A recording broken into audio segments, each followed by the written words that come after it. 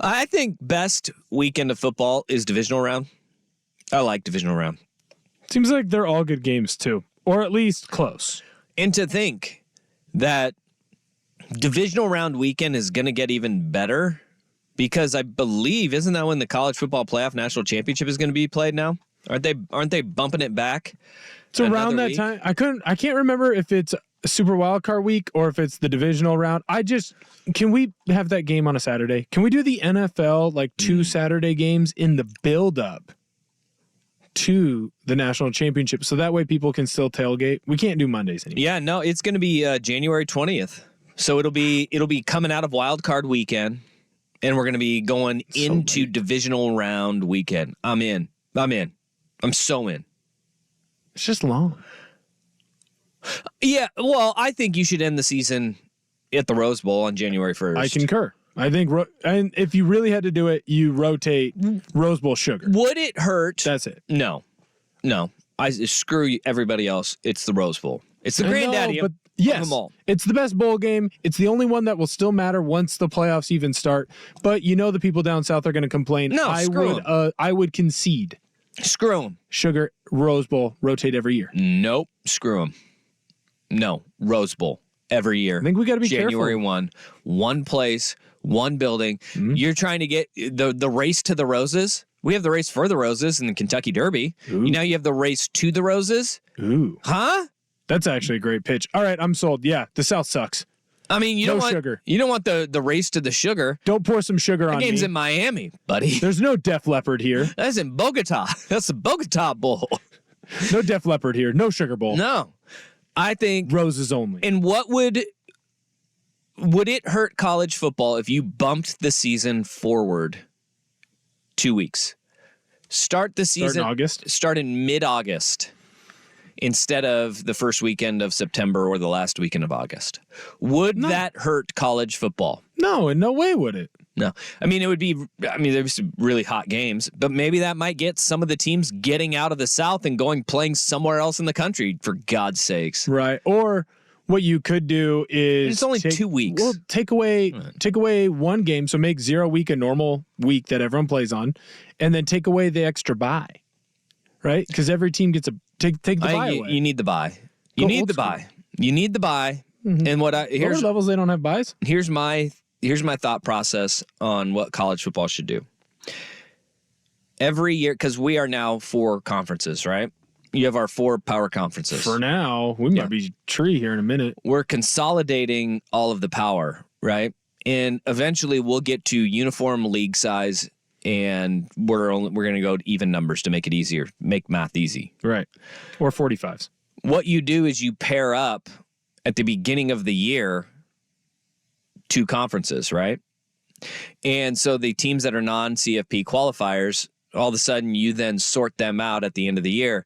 And so like third place of the Big 10 plays third place from the Big 12, and that then becomes the final week of the season, which would also be first week of the playoff. Ooh. Right? I like that. That so is the cool. first week of the playoff, you have the playoff games in prime time. Mm-hmm. And then everybody else has their final wrap-up games of the season, the end of the regular season, so you're not having to bump the season out or eliminate bye weeks. You're not bumping it forward too far, and you're not eliminating bye weeks, so you can talk about player safety and how that matters. But then it also gives, imagine you get the 16th team in the SEC playing the 16th team in the Big 10.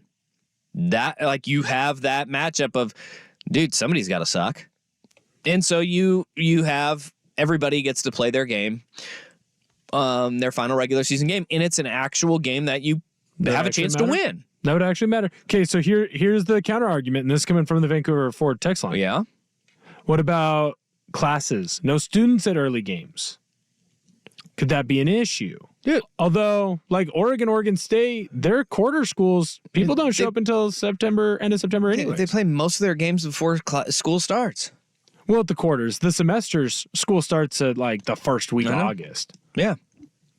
I don't see the problem. Maybe you change the quarter system. Stop being soft. I don't disagree. Well, plus, if you like your team, you're going to go anyways. Yeah. I don't think Texas A&M is going to have trouble selling out if they have to move up the season 2 weeks. And I don't think the Goliath that is college football cares if students are going to be at those early games. They don't care about students in general. Because the big programs, their students will show up and they'll be there. Like it does and look, I love having students at games. It is always way better when you have that third weekend of September and you have at Oregon and Oregon State, all of the fans, all the student section is full into capacity. But I'll tell you, if you have a big game, that student section is going to be full in August. It will, even if it's a month before school starts. Like, these are the things that we know. When Ohio State was going to come and play at Oregon, right? And then COVID happened. Yeah, that thing. The student section would have been full. Yeah. And I'll tell you this too. When your team sucks it's a bad game, it's going to be empty. Right. I don't disagree. Them's the breaks. I don't disagree. I like that though. I like that text though, because somebody's got. Won't somebody think of the children? Won't somebody think of the children? Well, Mark Emmert didn't, and whoever the new guy is, he's not gonna. Yeah.